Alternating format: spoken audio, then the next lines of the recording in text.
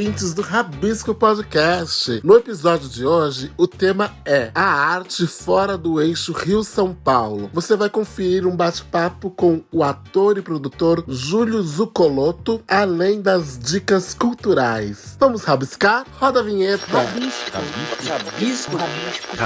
Rabisco Podcast.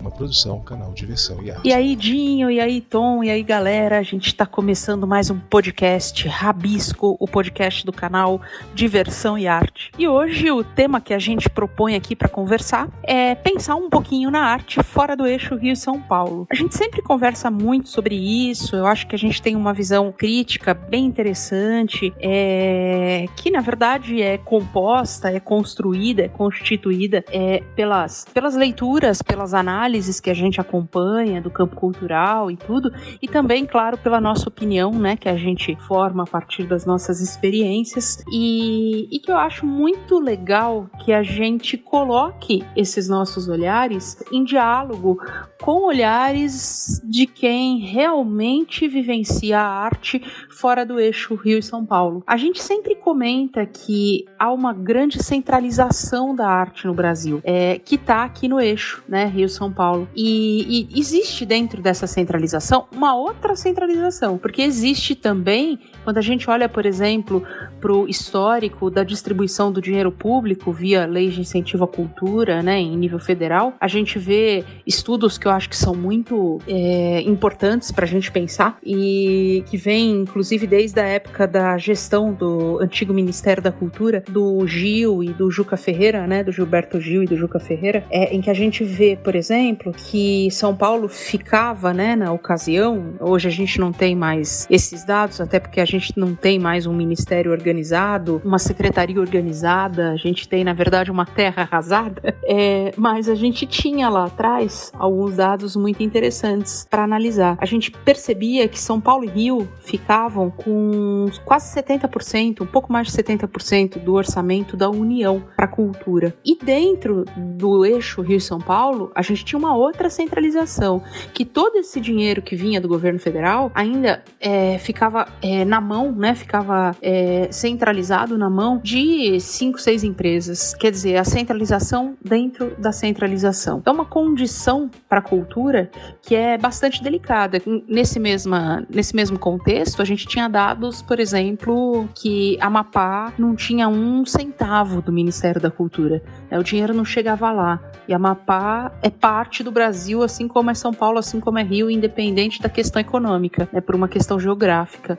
Então, pensar a centralização, pensar, inclusive, como é que se vive, como é que se faz arte fora do eixo Rio-São Paulo, e mais, fora das capitais, né? Porque eu acho que mesmo quando a gente amplia esse nosso olhar, a gente tem que olhar também para um país que os interiores, os litorais, sair do eixo capital também, para a gente tornar essa conversa mais complexa. E aí, dentro disso, né, dentro dessa perspectiva, dessa proposta, eu voltei a pensar muito nisso, porque faz uns, talvez 3 meses que eu tenha mudado da cidade de São Paulo. Estou em São José dos Campos, que é uma cidade do Vale do Paraíba, que é uma cidade com características muito interessantes para a cultura, né? É uma região, na verdade. Eu sempre disse que do interior de São Paulo, se um dia eu mudasse de São Paulo para o interior, seria no Vale do Paraíba, né? E eu falava disso porque eu vejo o Vale do Paraíba com uma pulsão assim muito forte nesse campo cultural. Tanto o teatro quanto a música e também essa cultura mais raiz, mais popular. Talvez seja a proximidade de Minas que tenha feito o Vale com características tão, né, historicamente falando, tenha criado características tão específicas e tão bonitas frente ao campo cultural, né? E é uma região que eu gosto demais, é muito viva a cultura. E então eu tenho, mesmo que em contexto de pandemia, vivenciado isso meio de longe, né? Então trazer isso à pauta de novo, mesmo sem poder vivenciar na rua, perto dos artistas, espero que em breve possamos, né, voltar a ter encontros com a arte, com os artistas e tudo. Eu tenho visto bastante do que é a luta para produzir arte, sendo você estando fora do eixo. E aí, nessa perspectiva, primeiro eu queria jogar a bola para vocês, Tom e Dinho. O que vocês... Falei pra caramba, mas o que vocês... Quais os olhares de vocês para isso? O que vocês trazem de referência? E aí, para fechar essa história toda aqui, eu trago um convidado para falar com a gente sobre isso, sob a perspectiva de quem vive essa realidade fora do eixo. Mas primeiro eu lanço a bola para vocês. O que vocês me falam? Fala, galera do Rabisco Podcast, aqui é Tom Miranda. Oi, Dinho. E aí, Bia, que legal esse tema para essa pauta sobre a arte produzida fora do eixo Rio de São Paulo. Essa é uma questão que a gente sempre está nas nossas rodas de conversa, né? Sobre a importância de trazer essa descentralização, né? Do poder econômico mesmo para as produções que geralmente sempre está concentrado nesse nosso eixo Rio-São Paulo. O ano passado, eu estava com a prestação de serviço de produção lá no Itaú Cultural, né? E eu acabei conhecendo muitas artistas e produtores de outros lugares do Brasil, né? E acho que esse contato com esses artistas e esses produtores ampliou um pouco mais a minha visão sobre a importância disso, né? Dessa descentralização.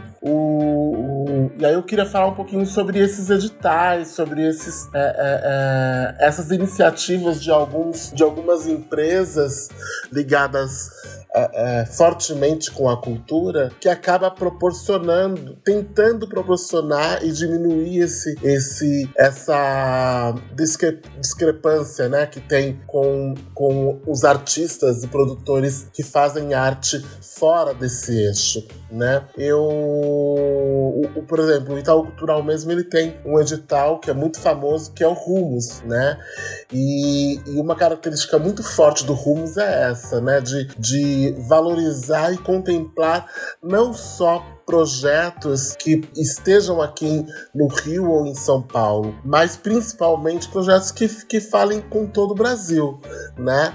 Então, assim, é muito comum você ver contemplados projetos da Amazônia, de todo o Nordeste, pessoal lá do Sul, enfim, do Centro-Oeste, né, de outros lugares do Sudeste, como Espírito Santo, Minas Gerais. Então, é bem interessante essa pluralidade, né? Porque nós somos plurais e isso é importante. Seria muito mais legal se tivesse isso garantido nas nossas políticas públicas, né? Outro que eu vejo que tenta, mas assim, ainda muito timidamente, é o CCBB, né? O CCBB tem outras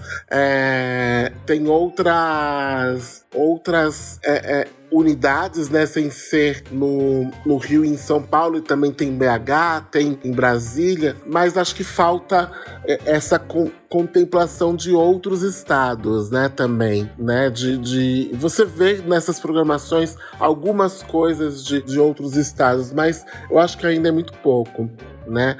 Uma outra empresa que procura sempre tentar trazer essa diversidade no olhar da curadoria de contemplação dos seus editais é o Natura Musical, né? Eu vejo que eles têm no DNA deles também essa preocupação de não só contemplar as coisas feitas aqui em São Paulo ou no Rio de Janeiro, mas de dar diversidade mesmo, né, para os artistas, e tanto grandes quanto pequenos. E isso é legal, essa mistura, né? E um outro que faz tempo que a gente não ouve falar, mas que antigamente tinha essa preocupação também, não via só os grandes serem contemplados, mas também projetos de outros estados serem contemplados, eram os editais da Petrobras, né? Infelizmente, a gente tá num período onde a gente não consegue enxergar muita possibilidades, né, para soluções desse desse problema, porque a gente está num governo que não governa para todos, né? Ele não governa pensando na cultura, ele não governa pensando na educação, não governa pensando na ciência, não governa pensando no cidadão, né? É um governo que só governa para uma elite que ele acredita que ser esse o Brasil, né? Mas enquanto isso não passar, esse mal que o Brasil colocou para ser governado, enquanto isso não passar, a gente precisa realmente continuar se juntando e ajudando, né, outros, olhando para essa arte feita fora desse eixo, né? Também, né? Apesar que hoje em dia eu acho que tá todo mundo no mesmo barco, né? Tirando os grandes, eu acho que a gente precisa... acho que tá todo mundo nesse mesmo barco, né? Mas acho que a partir do momento que nós conseguimos retomar mesmo o Brasil com um governo decente, um governo humano, né? A gente precisa realmente investir também em políticos que pensem em políticas públicas para poder contemplar o máximo possível de artistas e produtores que pensam a arte fora desse eixo também, né? Bom, é isso, minha participação. Um beijo para todo mundo. Oi Bia, oi Tom, e aí, como vocês estão? Tudo bem? E galera do Rabisco Podcast, como vocês estão por aí? E olha só, quer dizer que nosso tema hoje é falar fora do eixo São Paulo, Rio de Janeiro. Difícil isso, hein? Porque a gente às vezes acaba tão preso no que acontece aqui em São Paulo e no Rio de Janeiro, porque parece que a gente centraliza a cultura do Brasil. E isso não é uma verdade, né?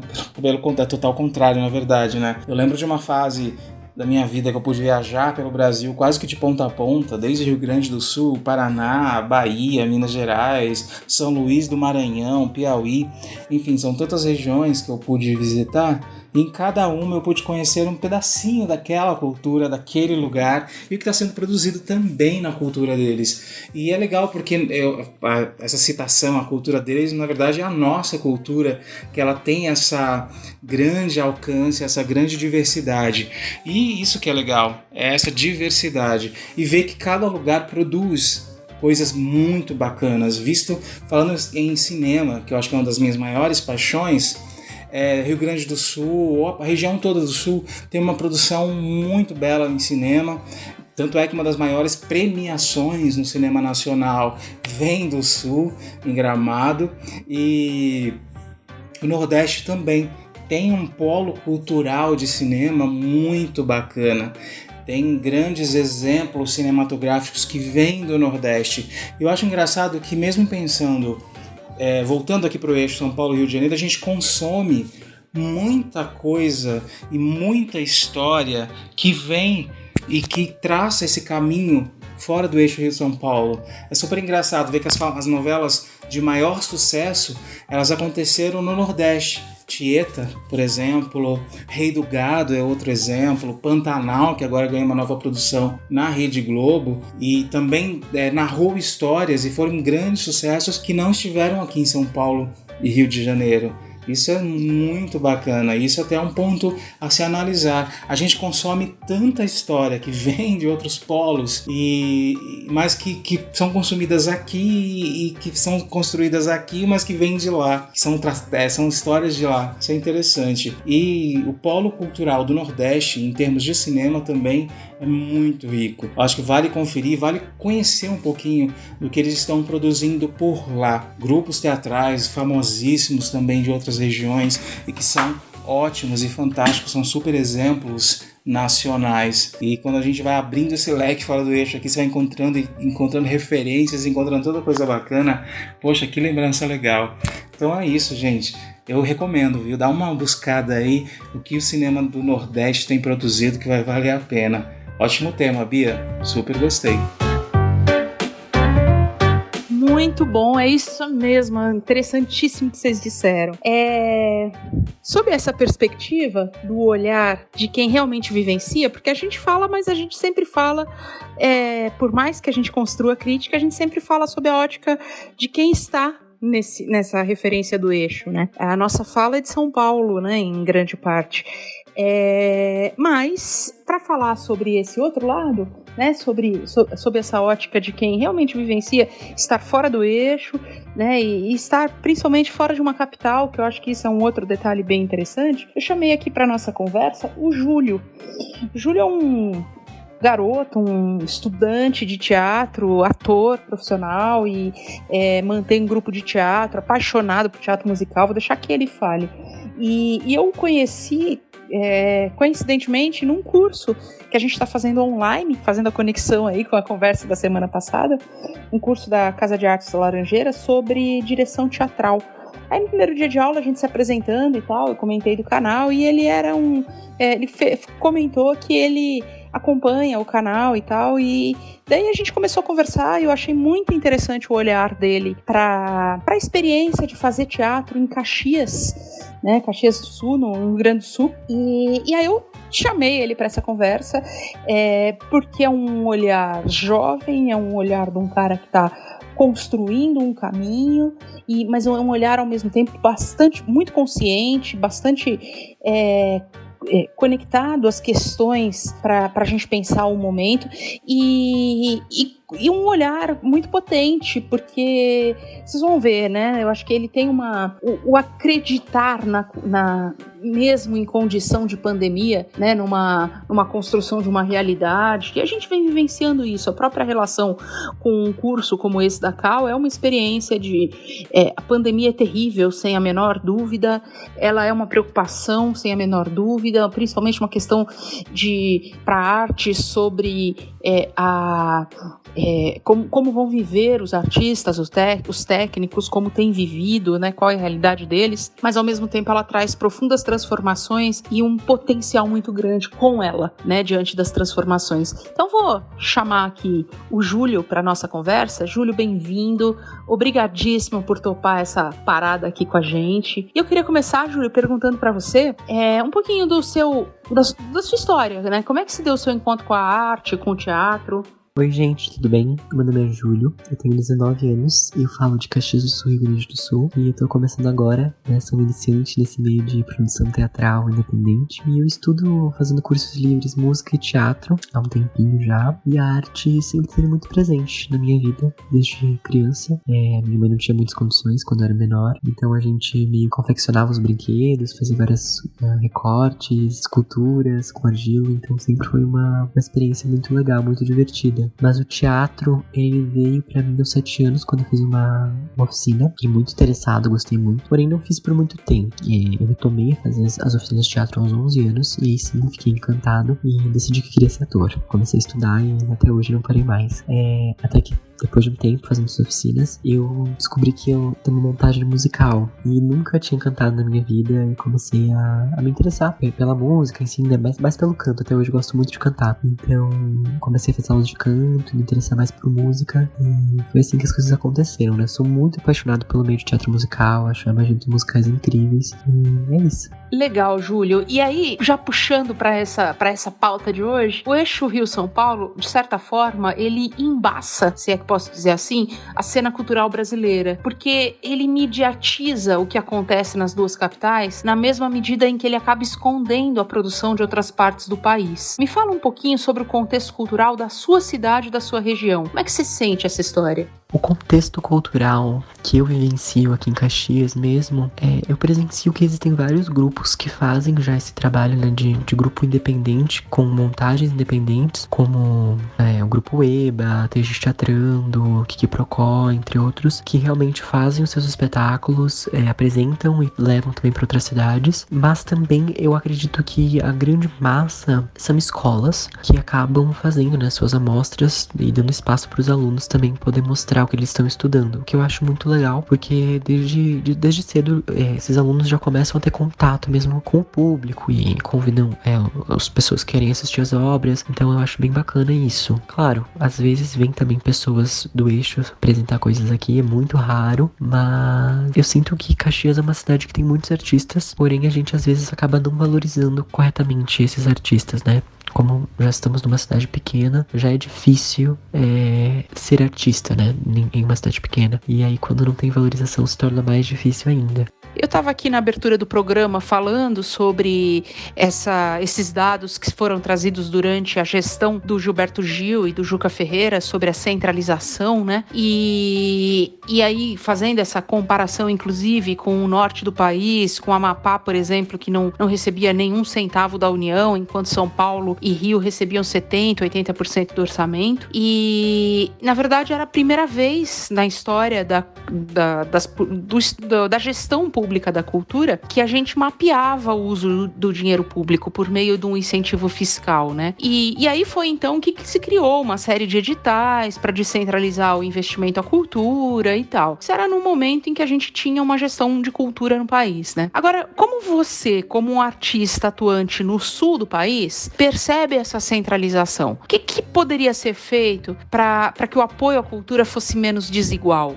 Olha, é gritante essa tensão que fica no eixo Rio-São Paulo pra gente que mora aqui, porque quase nunca vem espetáculos que são grandes assim mesmo, espetáculos que às vezes fazem turnê, não vêm pro nosso estado, muitas vezes, pra nossa cidade, impossível. Se a gente quiser ver algo, tem que ir até a capital mesmo, mas eu sinto que o que a gente poderia fazer mesmo, né, pra melhorar isso, é ser mais justo, distribuir melhor essa renda, e inclusive pra artistas independentes poder mostrar o seu trabalho. Tem muita arte de qualidade querendo ser mostrada, mas muitas vezes sem incentivo. E é injusto, né? Você às vezes acaba vendo grandes produções sendo monopolizadas em certos locais e não circula, né? Sempre quem tem condições de assistir, quem mora perto, ou quem realmente tá passando por ali, ou quem tem já essa condição de viagem. Mas eu mesmo sou apaixonado por musicais e nunca pude assistir um musical da Broadway, assim, né? Esses que vêm pro Brasil. Então,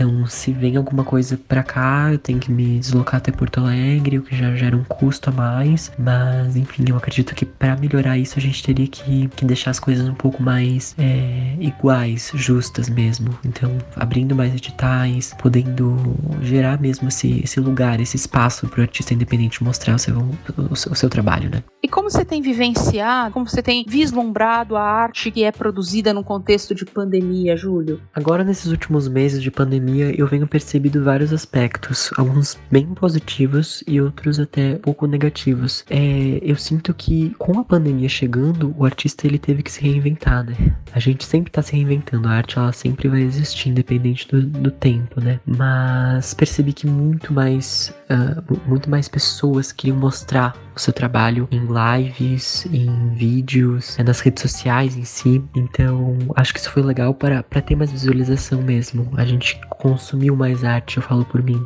Comecei a assistir mais shows, escolas postando trabalhos antigos que eu infelizmente não tinha conseguido assistir. Então, isso foi uma coisa muito legal, assim, consegui apreciar mais, consegui assistir mais, consegui valorizar mais. Mas, ao mesmo tempo, o que eu venho refletindo como esses artistas estão vivendo, né? Porque essa era a fonte de renda deles. Era o que eles faziam pra realmente se sustentar. Então a gente sabe, né? Que a gente coloca ali uma coisa no Instagram, não é todo mundo que consegue monetizar isso e ter uma verba. Então acho que esse é o único ponto que me gera um certo alerta, assim, como esses artistas estão, né? Mas também sinto que a população no geral busca na arte uma certa terapia, um refúgio, né? Então sinto também que os cursos online cresceram muito mais. Os cursos também via Zoom, essas plataformas de vídeo, de dança, de teatro, de canto, elas tiveram, né, uma certa visibilidade maior também. Muita gente que tá em casa sem fazer nada começou a tirar, né, aquela vontade. Sempre quis fazer um curso de dança, sempre quis fazer um curso de teatro, vou tentar fazer agora. Também me vejo, né, com a grande oportunidade de poder estudar em escolas do eixo do Rio e São Paulo. Eu que moro aqui em Caxias, né, no Rio Grande do Sul, jamais teria essa oportunidade. Então eu sinto que a pandemia tem vários aspectos bem positivos pro nosso meio, porém a gente precisa, né, a gente que é artista, a gente precisa do público, a gente precisa mostrar o nosso trabalho pra conseguir viver, assim, ter o nosso ganha-pão. Mas a gente teve que se reinventar. São tempos difíceis mesmo, mas vai passar. Muito legal, a gente falou aqui com o Júlio Zuccolotto, um artista de Caxias, no Rio Grande do Sul, com esse olhar jovem, potente, bonito, do artista que constrói, que resiste, que não se desconecta de condições, né, que estão postas sobre a realidade. Eu acho muito interessante a gente abrir essas janelas e entender o Brasil sob essas perspectivas, né? Nós somos muitos Brasis. E muito legal, Júlio. Obrigada pela sua participação. Valeu mesmo. Espero que vocês tenham gostado, gente. Tom e Dinho. Acho que é uma conversa que daria horas, né? Pra gente levar. Todo mundo espera alguma coisa de um sábado à noite. Bem no fundo todo mundo quer zoar. Todo mundo sonha em ter uma vida boa. Sábado à noite tudo pode mudar. Suas dicas culturais no Rabisco Podcast. Um oferecimento Canal Diversão e Arte. A sua identidade digital brasileira. Fala, galera, aqui é Tom Miranda, de novo, e agora eu vou trazer minhas dicas culturais dessa semana. A minha dica cultural hoje são 3 documentários que eu assisti e que eu achei eles formidáveis. O primeiro é o Axé, Canto do Povo de um Lugar, direção do Chico Quertés, e ele é de 2017 e está disponível na Netflix. O documentário ele fala desse gênero musical Axé Music, que é originário da Bahia e considerado hoje um dos movimentos musicais mais globalizados do mundo. O Axé é um ritmo musical que carrega em sua essência boa parte de todo o sincretismo musical e cultural baiano. Ele traz entrevistas maravilhosas como Carlinhos Brau, Caetano Veloso, Gilberto Gil, Ivete Sangalo, Luiz Caldas e toda a galera, Daniela Mercury e toda a galera que fez acontecer este ritmo musical da Bahia, o Axé Music. Então, assim, pra você que gosta de música, gosta de saber e quer saber um pouquinho mais como nasceu o Axé Music, você precisa assistir esse filme. Axé, Canto do Povo de um Lugar, direção de Chico Quertés. Tá bom? Meu próximo documentário que eu assisti, ele foi lançado essa semana, que é o Narciso em Férias, direção do Renato Terra e Ricardo Calil e produção da Paula Lavigne, com o grande e maravilhoso Caetano Veloso. Ele tá disponível no Globoplay, tá? O Narciso em Férias é um filme que fala do passado do Brasil por meio das memórias do Caetano Veloso, né? Sobre sua prisão na ditadura. Ele é um documentário sobre a prisão do Caetano pela ditadura militar em 1968. O Caetano ele foi preso no dia 27 de dezembro e o músico foi levado da sua casa em São Paulo para uma prisão no Rio de Janeiro. No total, Caetano Veloso ficou 54 dias em cárcere. Anos depois, ele nos conta, através desse documentário, ele nos conta suas memórias desse período sombrio da história brasileira. Ele é necessário, ele é comovente e você vai ficar muito arrepiado de assistir esse documentário que é tão necessário nos dias de hoje, viu? Então não perca, Narciso em Férias, direção do Renato Terra, Ricardo e Ricardo Calil, produção da Paula Lavigne com Caetano Veloso, lá no Globoplay, tá? E o último documentário que eu queria indicar também está no Globoplay e chama Dentro da Minha Pele, com a direção do Tony Venturi e da Val Gomes. Ele também é de 2020 e ele narra a história de 9 pessoas comuns com diferentes tons de pele negra que apresentam seu cotidiano na cidade de São Paulo e compartilham situações de racismo desde os velados aos mais explícitos. Eu achei esse documentário maravilhoso, forte, profundo e que traz um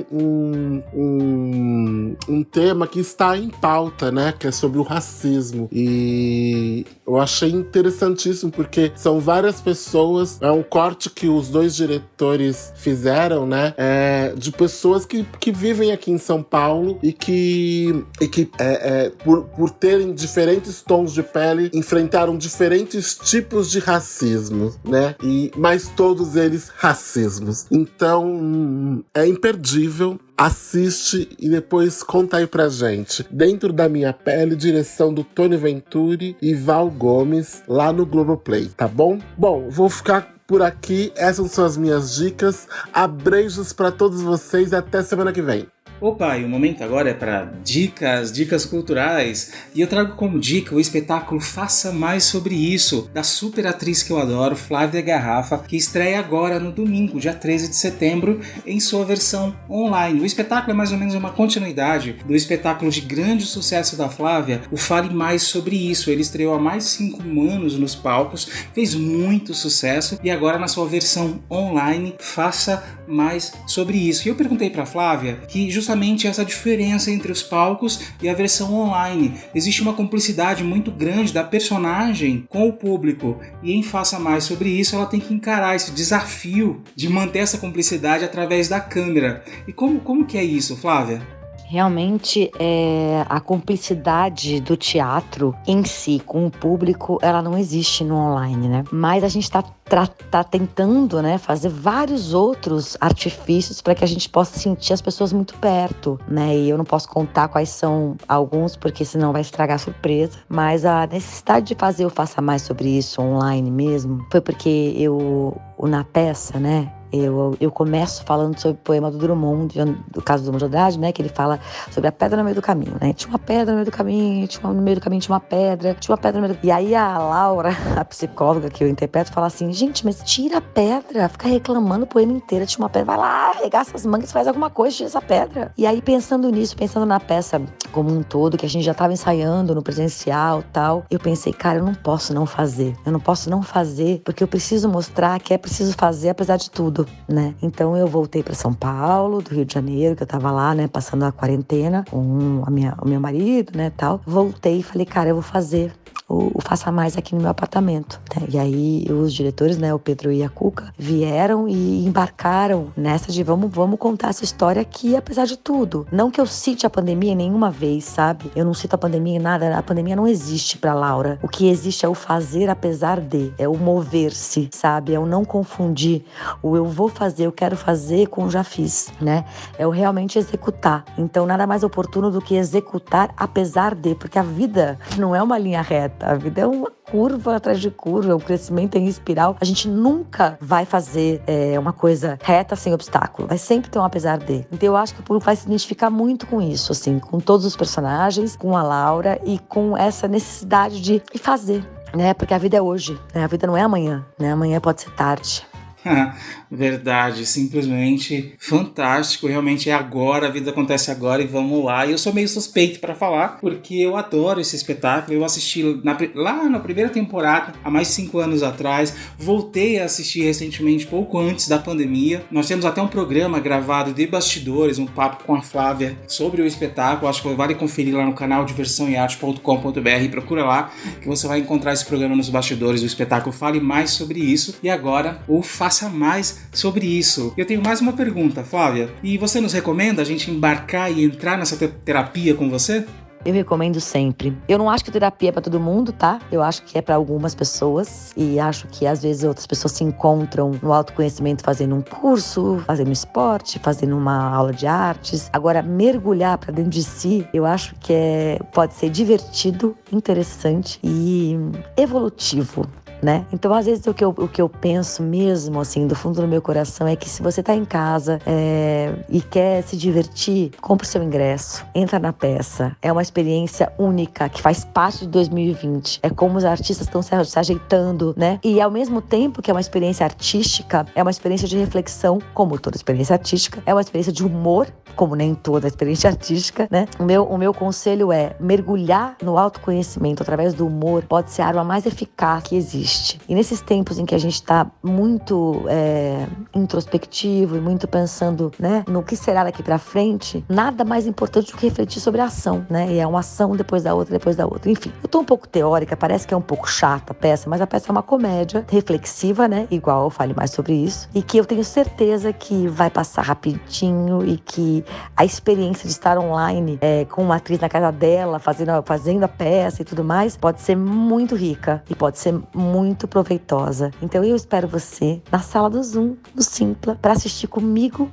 Faça mais sobre isso. É uma estreia, né? Nós vamos fazer só 4 únicas apresentações que você vai ter a chance de rir, refletir, se enxergar o outro. E eu acho que mais do que tudo isso, espero sair da peça querendo fazer. Muito bom, gente. Obrigada, viu?